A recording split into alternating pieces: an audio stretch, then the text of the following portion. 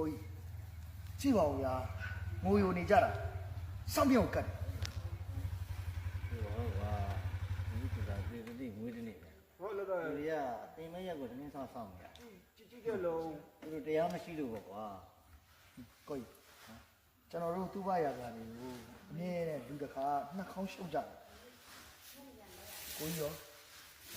ငါတို့မသိတော့ဘူးလူဆိုတာ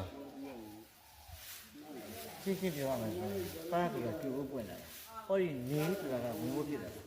မင်းတို့ကလည်းလူဆိုတာလည်းသေဖို့ဖြစ်လာတာကွာ အဲ့ဒါအမှန်ပဲ ဟုတ်လား သူတို့တနေ့မသိတော့ဘူးလားဟုတ်လားကိုကျွန်တော်ပြောတာ အဲ့တော့ တနေ့ကျရင်ဒီတင်းချိုင်းကိုပဲရောက်လာမယ်သူကြီးပဲအဲ့တော့ပိုင်ဆိုင်မှုတွေဘာဖြစ်လို့မတ်နေကြတာလဲဘာဖြစ်လို့မတ်နေကြတာအကိုရှင်းပြအောင်ကိုကြီးပါ ဒေါသဒေါသမောဟတဲ့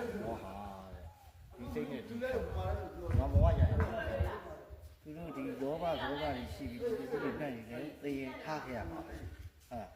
ငါဘဝကိုရောက်သွားရင်လည်းချစ်လာပါတယ်ကြိုက်လာပါတယ်သူတို့သားမယားတွေလည်းသူတို့ထားခဲ့ရမှာပဲအဲ့သားမယားတွေကသူတို့တော့လိုက်သွားလို့မရဘူးသေသွားရင်သူတို့အဲ့ဒီချွေတွေကသူတို့ယူသွားလို့မရဘူးနောက်လူတွေပဲအမွေခွဲပြီးတော့ရင်ထဲကနေပြီးတော့ငိုချင်းအောင်ဆောင်ပြီးတော့ဝင်းထဲကဝမ်းသာနေမှာအဲ့ဒါသူတို့မသိကြတာကွာ အကိုကြီးပြောတဲ့စကားတွေကအတိတ်ပဲရှိတယ်ကိုကြီးကညီလေးမှတ်ထားတယ်မကြမ်းညီလေးတို့ကဓာရီနဲ့ပြုတ်နေပြီကိုကြီးဘာမှမလိုချင်ဘူးညီလေးတို့မှပိုင်ဆိုင်မှုတွေမလို့သူတို့ကိုကြည့်ပြီးတော့ညီလေးတို့ကစိတ်ဆင်းရဲနေတာ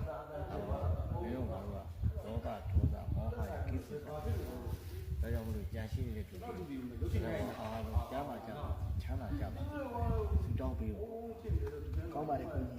ကြီးဒီမှာလောက်တာအကြာကြီးရှိလို့လူတွေကနောက်မှရောက်လာကိုကြီးကဘာလို့ကျေးဇူးတင်တယ်ကိုကြီးတကယ်ပြောတာကဲကိုကြီးအဲ့ဆိုရင်ညီတို့ခဏတမင်သက်ဆောင်မယ်ဟုတ်ပါဘူးလက်ပေးလိုက် နေလည်းပြရ ဟုတ်